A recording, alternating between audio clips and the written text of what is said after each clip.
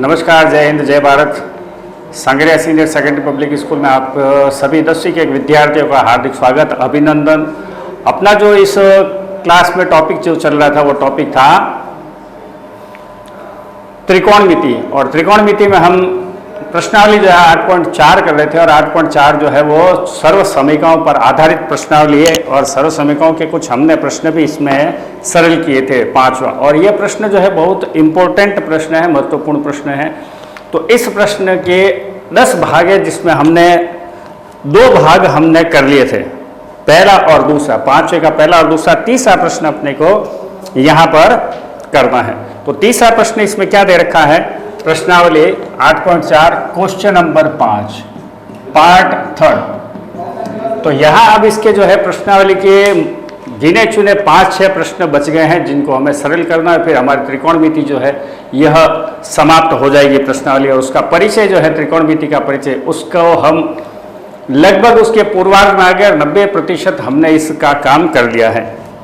तो प्रश्न जो दे रखा अपने को, प्रश्न क्या है, tan theta upon 1 minus cot theta, tan theta upon 1 minus cot theta plus cot theta minus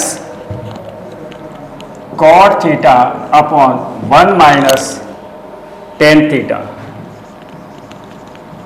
equal to 1 plus sec theta cosec theta, 1 plus sec theta cosec theta. इस चीज को हमें सरल करना है, ठीक है। तो यहां पर जो है हमने इस चीज को पहले भी इसकी चर्चा की थी कि अगर इस प्रश्न को यदि हमें सरल करना है, इस प्रकार के त्रिकोणमितियों को सरल करना है प्रश्नों को, तो हमें क्या करना पड़ेगा, हमेशा लेफ्ट हैंड साइड को सरल करते हैं, और उसमें भी लेफ्ट हैंड साइड में भी जब सरल करने बैठते हैं तो अगर साइन कॉस में अपने को निष्पत्ति नहीं दे रखी है तो उसको साइन कॉस में बदलेंगे। तो यहाँ हम देख रहे हैं tan दिया हुआ है, कॉट दिया है, कॉट है, tan है। तो इस tan और कॉट को किस में कन्वर्ट करना है, tan और कॉट को साइन और कॉस के पदों में लिखना पड़ेगा। तो सबसे पहले हम लेते हैं इसमें लेफ्ट हैंड साइड। कौन सी साइड लेंगे, लेफ्ट हैंड साइड। और इस लेफ्ट हैंड साइड में जो tan थीटा अपने को दे रखा है, इस tan थीटा को साइन और कॉस के पदों में बदलना। तो सबसे पहले तो लेफ्ट हैंड साइड क्या उसको लिख लेते हैं। तो tan theta upon 1 minus cot theta plus cot theta upon 1 minus tan theta, ये मेरा लेफ्ट हैंड साइड है। इस लेफ्ट हैंड साइड को मैंने लिख लिया। अब यहां पर इसको अपन क्या लिख सकते हैं, साइन थीटा बटे कॉस थीटा, और अपॉन में 1 माइनस कॉस थीटा बटा साइन थीटा प्लस यहां पर आ जाएगा आपके कॉस थीटा बटा sine theta upon 1 minus sine theta बटा कॉस थीटा। तो इस प्रकार से इस प्रश्न को सरल करना, थोड़ा यह प्रश्न इसमें अपने बीजगणित की सर्व समीकरण भी काम आएगी। अब यहां पर इसका जो लसअप आया ऊपर, तो क्या बन गया मेरे पास, यहां जो बना हुआ है यह है साइन थीटा बटा कॉस थीटा, और यहां बटे में मैंने लसअप क्या ले लिया, साइन थीटा। तो यहां साइन थीटा लसअप लेते मेरे पास क्या हो गया, sine theta minus cos theta plus यहां पर आ गया कॉस थीटा बटा sine theta upon cos theta minus sine theta बटा कॉस थीटा। तो यहां पर लसअप आया कॉस थीटा। अब यहां बट्टे में बट्टा आया हुआ है, थोड़ा ध्यान दीजिए। यहां पर क्या है कि बट्टे में बट्टा आया हुआ है, तो ये साइन ऊपर चला गया, तो क्या बन गया यहां पर, साइन स्क्वायर थीटा अपॉन यहां पर जो है ये कॉस थीटा इसके साथ आ गया, तो मैं क्या लिखूंगा यहां पर, कॉस थीटा इंटू ब्रैकेट में sign theta minus cos theta, क्या हो गया, sine theta minus cos theta, और यहां पर आ रहा है प्लस। अब यह कॉस ऊपर चला गया, तो क्या बन गया मेरे पास यहां पर, कॉस स्क्वायर थीटा, क्या हो गया, कॉस स्क्वायर थीटा अपॉन यहां पर हो गया साइन थीटा, क्या हो गया, बट्टे में आ गया sine theta bracket cos theta minus sine theta, क्या हो गया, cos theta minus sine theta. अब यहाँ पर जो है सबसे इंपॉर्टेंट चीज यहीं पर अपने को काम लेनी है कि यहाँ इंपॉर्टेंट चीज क्या है कि यहाँ पर आ रहा है sign theta minus cos theta और यहाँ पर cos theta minus sine theta. तो यहाँ आप क्या करोगे, इसके चिन्ह को बदल दीजिए। यहाँ पर क्या करना है अपने को, साइन स्क्वायर थीटा बटा cos theta into sine theta minus cos theta, और यहाँ जो प्लस का है वो माइनस कर दिया मैंने। ये सबसे इंपॉर्टेंट स्टेप है, मोस्ट इंपॉर्टेंट स्टेप, इसको ध्यान कर लेना कि यहाँ पर जो है मेरा इस स्टेप जो है यहाँ क्या कर रहा हूँ, एज इट इज लिख रहा हूँ, लेकिन यहाँ प्लस की जगह माइनस करते क्या हो जाएगा, ये minus cos square theta upon sine theta into sine theta minus cos theta. तो यहाँ जो है मेरे पास ये दोनों ब्रैकेट के अंदर वाली चीज एक जैसी बन गई। यहाँ पर क्या था, पहले कॉस माइनस साइन था, अब मैंने जैसे ही साइन माइनस कॉमन लिया तो माइनस लेते ही वापस क्या हो जाएगा, ये माइनस हो गया, ये प्लस का हो जाएगा। तो ये वाला जो स्टेप है मेरा सबसे इंपॉर्टेंट स्टेप है। और अब यहाँ पर वापस मेरे पास एलसीएम इसका क्या आ गया, sine theta cos theta, sine theta cos theta into sine theta minus cos theta, ये मेरा क्या हो गया, एलसीएम हो गया। तो इस एलसीएम को मैं इस हर का इसमें भाग लगाऊंगा तो कॉस से कॉस कट गया, sine theta minus cos theta से sine theta minus cos theta, तो यहाँ क्या बच गया, केवल साइन थीटा। तो यहाँ ऊपर क्या आ जाएगा मेरे पास, sine cube theta minus, sine से साइन कैंसिल हो गया, sine theta minus cos theta से sine theta minus cos theta cancel हो गया, तो cos square into cos theta ये हो गया कॉस क्यूब थीटा। तो यहां पर जो है मेरे पास अब यहां ए क्यूब माइनस बी क्यूब की सर्वसमीका काम में लेनी है। इसमें क्या काम में लेनी है, A cube minus B cube की सर्वसमीका जो है उसको हम यहां पर काम में लाएंगे और इस प्रश्न को सरल करने का प्रयास करेंगे। आधा ऊपर तो हमने सरल कर दिया है, अब बचा हुआ जो है यहां पर आप क्या करोगे, A cube minus B cube, तो ये सर्वसमीका क्या है, A cube minus B cube की, A cube minus B cube होता है A minus B bracket A square plus A B plus B square, ये सर्वसमीका। तो अगर मैं इसको इसके ऊपर अप्लाई करूंगा तो यहां पर क्या आएगा, sign theta minus cos theta bracket sine square theta plus sine theta cos theta plus cos square theta upon नीचे क्या है, sine theta cos theta into sine theta minus cos theta. अब यहाँ देखिए ये चीज़ तो मेरी पूरी इसके साथ कट गई और ये चीज़ क्या बन गई, आगे sine square theta plus cos square theta plus sine theta cos theta upon sine theta cos theta. अब ये जो मान आ रहा है sine square theta plus cos square theta, मैं जानता हूं इसकी वैल्यू क्या है, इसकी वैल्यू 1 होती है। तो यहां पर हम क्या लिख देंगे, 1 plus sine theta cos theta upon sine theta cos theta. तो यहां पर जो है सरल करने के बाद मेरे पास ये चीज आ गई। अब इसको सेपरेट कर देंगे, पृथक करने पर, अलग अलग करने पर, इनको जब मैं अलग करूंगा तब क्या आ जाएगा मेरे पास रिजल्ट। जब इनको हम अलग करेंगे तब क्या होगा, अलग करने पर, अलग अलग करने पर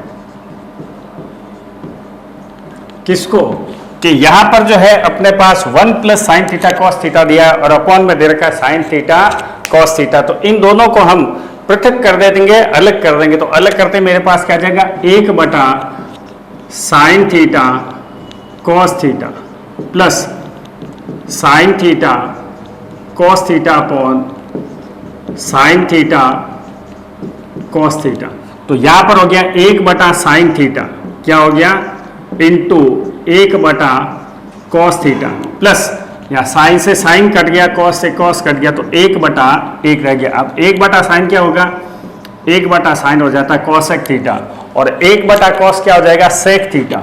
क्या हो जाएगा, सेक थीटा प्लस 1, जिसको मैं ऐसे भी लिख सकता हूं 1 plus sec theta cosec theta. तो यहां पर जो है इस सरल समीकरण को हमने, और ये जो प्रश्न है ये बहुत ही इंपॉर्टेंट और बढ़िया प्रश्न है। तो इस प्रश्न को हमने किस प्रकार से सरल किया, यहां पर जो है बहुत ही सावधानी से अपने को ऐसे प्रश्नों को सरल करना है। कहीं पर भी कोई विचलन नहीं होना चाहिए कि यहाँ पर क्या थोड़ी सी कैलकुलेशन इसमें आएगी, कुछ फॉर्मूला यहाँ पर चेंज हो गया, बीजगणित का फॉर्मूला लग गया, तो कहाँ पर क्या बीच में एक स्टेप भी चेंज हुआ, जहाँ पर हमने प्लस को माइनस में बदला था, वो इस प्रश्न का सबसे महत्वपूर्ण स्टेप है। और उस चीज को हमें ध्यान रखना कि इस प्रश्न को जब सरल करेंगे तो यह प्रश्न इस दृष्टि से बहुत ही इंपॉर्टेंट हो जाता है। ये प्रश्न जो है मोस्ट इंपॉर्टेंट प्रश्नों में आता है, क्योंकि यहाँ बीच में एक जगह ऐसी आती है जहाँ पर अपने को साइन बदलना पड़ता है, और cos theta minus sine theta की जगह अपने को sign theta minus cos theta करना पड़ेगा। तो यह तीसरा जो प्रश्न है काफ़ी महत्वपूर्ण प्रश्न है, और बोर्ड के हिसाब से भी अच्छा है, और बोर्ड में भी कम से कम 4-5 दफे इस प्रश्न को पूछा गया है। तो ये अपनी जो प्रश्नावली 8.4 है, उस 8.4 में जो 5वां प्रश्न है, उस 5वें प्रश्न में भी 10 भाग दिए हुए। इन 10 भागों को यदि आप ढंग से कर लेते तो मेरी गारंटी है कि अगर बोर्ड में इतने साल हो गए मेरे को देखते हुए, इन 10 सरल समीकरण और एग्जाम्पल के अलावा कभी कोई दूसरी चीज आज तक नहीं पूछी है, कि जितना पूछा है केवल किताब में से ही पूछा है। हाँ, ये एक अलग बात है, अगर आप इस प्रश्नावली को और करना चाहते हो तो कुछ रेफरेंस बुकें या अन्य किताबें लेकर के भी हम उनको सरल कर सकते हैं, केवल प्रैक्टिस के तौर पर। बाकी इनके कहीं पर भी प्रश्न करोगे, इनका कॉन्सेप्ट यही रहेगा, ये कॉन्सेप्ट बदलने वाला नहीं है। कि जब भी ऐसे हम प्रश्न सरल करते हैं तो उसमें हमेशा क्या ध्यान रखेंगे, सबसे पहली चीज तो कि इसमें लेफ्ट हैंड साइड को सरल किया जाएगा। किसको, लेफ्ट हैंड साइड को। फिर सेकंड चीज क्या होगी, अगर साइन कॉस में नहीं दी है निष्पत्ति, प्रश्न में साइन कॉस नहीं दिख रहा है, तो उसमें उसको साइन कॉस में बदलने का प्रयास करेंगे। बस ये 2 चीजें आप पकड़ के रखिए, प्रश्न अपने आप सरल होता जाएगा। और तीसरी जो चीज इसमें है कि अगर कहीं पर भी बीजगणित के सरल समीकरणों का उपयोग हो रहा है तो उसको भी हमें ध्यान रखना है कि बीजगणित की सरल समीकरण sign cube theta minus cos cube theta, यह देखते ही मेरे दिमाग में यह निष्पत्ति घूम गई और मैंने इस निष्पत्ति का, इस सर्व समीकरण का उपयोग कर लिया। तो यहाँ जो है ये सर्व समीकरण, निष्पत्ति गलत शब्द बोल गया, निष्पत्ति त्रिकोणीय मिति होती है, लेकिन यह सर्व समीकरण है। बीजगणित की सर्व समीकरण, जैसे ही मैंने sign cube theta minus cos cube theta मेरे पास परिणाम आया, तो उस परिणाम को देखते ही मेरे दिमाग में बीजगणित की ये जो सर्व समीकरण है, यह सर्व समीकरण सीधी अपने दिमाग में आती है, और इस सर्व समीकरण का उपयोग करके आगे वाला प्रश्न जो है यहाँ इस सर्व समीकरण की सहायता से सरल होता है। फिर यहाँ जब लास्ट में मैं पहुँचता हूँ तो यहाँ साइन थीटा कॉस थीटा एक साथ दे रखा है और बीच में यहाँ प्लस दे रखा है। तो अगर कोई ऐसी चीज अपने को मिलती है तो मैं उसको सेपरेट कर सकता हूं, उसको अलग कर सकता हूं। अगर ये बट्टे में होता तो अंश को अपने उस हिसाब से लिखते, और हर में दे रखा है तो मैंने हर के हिसाब से। तो यहाँ अंश जो दे रखा है 1 प्लस साइन थीटा, तो मैंने अंशों को अलग कर दिया। इसी प्रकार अगर गुणे के अंदर अंश आता और प्लस माइनस के अंदर हर होता तो मैं उनको अलग कर देता। तो जहां पर मेरे को आवश्यकता होगी, जिस चीज की आवश्यकता होगी वैसा काम मैं करूंगा रिजल्ट को देखते, क्योंकि यहाँ पर बट्टे में साइन और कॉस आया है और यहाँ पूछा हुआ क्या है, सेक और कॉसेक। तो ये चीज अपने दिमाग में अपने आप उठनी चाहिए कि यहाँ पर इनको अगर मैं अलग करता हूँ, सेपरेट करता हूँ, तो ये रिजल्ट मुझे अपने आप स्वतः ही मिल जाएगा। तो इस प्रकार के रिजल्ट प्राप्त करने के लिए थोड़ा सा हमें एक स्टेप एडवांस चलना पड़ेगा। दूसरा, जितने भी इसके संबंधित सूत्र है, फॉर्मूले, वो सारे फॉर्मूले मुझे याद भी रखने पड़ेंगे, और उन फॉर्मूलों का किस प्रकार से मैं उपयोग करता हूं, उन उपयोगों को जो है ध्यान में रखना। और ध्यान देना कि इनके उपयोग किस प्रकार से किए गए और कैसे इनके हमने उपयोग किए। चलिए आगे वाले प्रश्न की ओर बढ़ते हैं और देखते हैं आगे वाला प्रश्न क्या है, आगे वाला प्रश्न किस प्रकार से दिया हुआ है।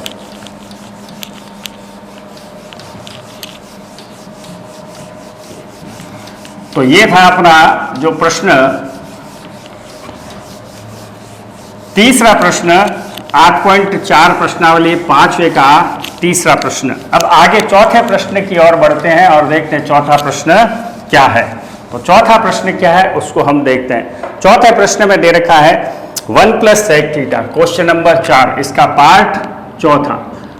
चौथे पार्ट में दिया 1 plus sec A upon sec A, 1 plus sec A upon sec A equal to sine square A, क्या दे रखा है, sine square A upon 1 minus cos A, 1 minus cos A. ये मेरा प्रश्न है, इसको इसके बराबर लाना या इसको इसके बराबर। लेकिन हमने एक चीज जब ये सरल समीकरण शुरुआत की थी तब एक चीज आपको बताई थी कि कुछ प्रश्न ऐसे होते हैं अपवाद स्वरूप कि उसके दोनों पक्षों को सरल करना पड़ता है। तो ये वैसा ही प्रश्न है कि मैं इसको सरल करता हूं तो इस चीज में ये कभी बदलेगा नहीं, और इसको सरल करूंगा तो ये इस फॉर्मेट में कभी नहीं आएगा। तो यहां पर जो है मुझे दोनों पक्षों को सरल करना पड़ेगा। क्या करना पड़ेगा, दोनों पक्षों को सरल करना पड़ेगा। कि यहां पर मेरे को लेफ्ट हैंड साइड भी सरल करनी पड़ेगी और राइट हैंड साइड भी सरल करनी पड़ेगी। अब देखिए कुछ प्रश्न ऐसे होते हैं जहां पर मुझे साइन कॉस में अगर नहीं भी बदलता हूं तब भी मेरा काम बदल जाता है। तो यहां मैं इसको पहले साइन कॉस में नहीं बदलता हूं, एक स्टेप करने के बाद इसको बदलते हैं। तो यहां पर पहले अपन लेते हैं लेफ्ट हैंड साइड। तो लेफ्ट हैंड साइड क्या हो गई, 1 plus sec A upon sec ए। तो 1 अपॉन सेक ए, इसको अलग कर दिया मैंने, plus sec A upon sec ए, ये सरल हो गया। तो इसको सरल करते ही और इस तरफ क्या आ गया मेरे पास, दोनों को एक साथ सरल कर देते हैं। लेफ्ट हैंड और राइट हैंड दोनों अलग अलग नहीं करते हैं, दोनों को एक साथ सरल करते हैं क्योंकि, और यहां जो मेरा सूत्र दे रखा है 1 माइनस साइन स्क्वायर, तो इसकी जगह मैं 1 minus cos square A upon 1 minus cos ए लिख सकता हूं। अब यहां पर जब इसको सरल करूंगा तो ए स्क्वायर माइनस बी स्क्वायर, क्योंकि एक का वर्ग एक होता है तो यहां पर क्या दो वर्गों का अंतर बन गया। मेरे पास सूत्र क्या बन गया, ए स्क्वायर माइनस बी स्क्वायर, जिसको मैं ए प्लस बी इंटू ए माइनस बी के फॉर्मेट में लिख सकता हूं। तो यहाँ एक स्क्वायर अगर मैं इसको इस तरह से लिख दूं तो कोई दिक्कत नहीं होगी क्योंकि एक का स्क्वायर एक ही होगा। तो रिजल्ट क्या मिल गया मुझे, 1 plus cos A into 1 minus cos A upon 1 minus cos ए। तो ये मेरे पास एक रिजल्ट आ गया और इस रिजल्ट के साथ अब यहां पर मैंने इसको बदल दिया कि 1 अपॉन कॉस ए, सेक ए किसके बराबर होगा, कॉस ए के बराबर, और सेक ए अपॉन सेक ए किसके बराबर हो गया, सेक ए अपॉन सेक ए किसके बराबर हो गया, 1 के बराबर। यहां पर ये टर्म आपस में कैंसिल हो गई तो यहां क्या बच गया, 1 प्लस कॉस ए। अब इधर भी क्या आ रहा मेरे पास, यहां पर रिजल्ट आ रहा मेरे पास 1 plus cos A, 1 plus cos A, और इधर भी क्या आ रहा है 1 प्लस कॉस ए। तो दोनों मान क्या हो गए, समान हो गए। जो लेफ्ट हैंड साइड आई वो कि वो राइट हैंड साइड आई, कि मतलब इसको सरल करके मैं कहां पर पहुंचा, 1 प्लस कॉस ए पर, और इसको भी सरल करके कहां पहुंचा, 1 प्लस कॉस ए। तो कई बार ऐसे प्रश्न भी अपने को मिल जाते हैं जहां पर हम क्या करते हैं, दोनों पक्षों को सरल नहीं करके, केवल एक पक्ष को सरल नहीं करके, दोनों पक्षों को सरल करते हैं और एक ही चीज पर पहुंच जाते हैं। ठीक है, कि भाई मेरे को एक स्थान ए पर पहुंचना है तो बी कोई दूसरे रास्ते से आया और सी कोई दूसरे, जैसे जोधपुर के रेलवे स्टेशन से जोधपुर जंक्शन से कोई गाड़ी छूटने वाली है। अब जोधपुर में कोई कहीं पर भी रहने वाला है, उसको कहां पहुंचना है, जोधपुर रेलवे स्टेशन अपनी गाड़ी पकड़ने के लिए वहां पहुंचना है। तो चाहे वो सरदारपुरा से आए, चाहे वो हाउसिंग बोर्ड से आए, चाहे वो कहीं से भी आए, उसको पहुंचना वहीं पर। तो रास्ते अलग अलग हो गए लेकिन उनका एक डेस्टिनेशन जो स्थान था जहां उनको पहुंचना था वो स्थान एक था। तो इसी प्रकार अगर ये सरदारपुरा से निकला और ये पावटा से निकला तो दोनों कहाँ पर आ गए? रेलवे स्टेशन पर आ गए। मतलब दोनों अलग अलग सरल हो गए, लेकिन जब सरल करके मैं पहुंचा तो दोनों का रिजल्ट क्या हो गया? एक जैसा हो गया, इसलिए दोनों पक्ष बराबर है। तो यहां पर आप नीचे रिजल्ट में क्या लिख दोगे? रिजल्ट में लिख दोगे LHS बराबर RHS। तो इसमें यहां पर आपको लेफ्ट हैंड साइड को सरल करके राइट हैंड साइड नहीं ला सकते, और यहाँ पर राइट हैंड साइड को सरल करके लेफ्ट हैंड साइड मैं नहीं ला सकता, क्योंकि अगर मैं ये काम करूंगा तो ये काम काफी लंबा हो जाएगा कि इस चीज से मैं उसको सरल करने के लिए त्रिकोणमितीय निष्पत्तियों का उपयोग करना पड़ेगा, और अनावश्यक रूप से प्रश्न को मैं लंबा कर बैठूंगा।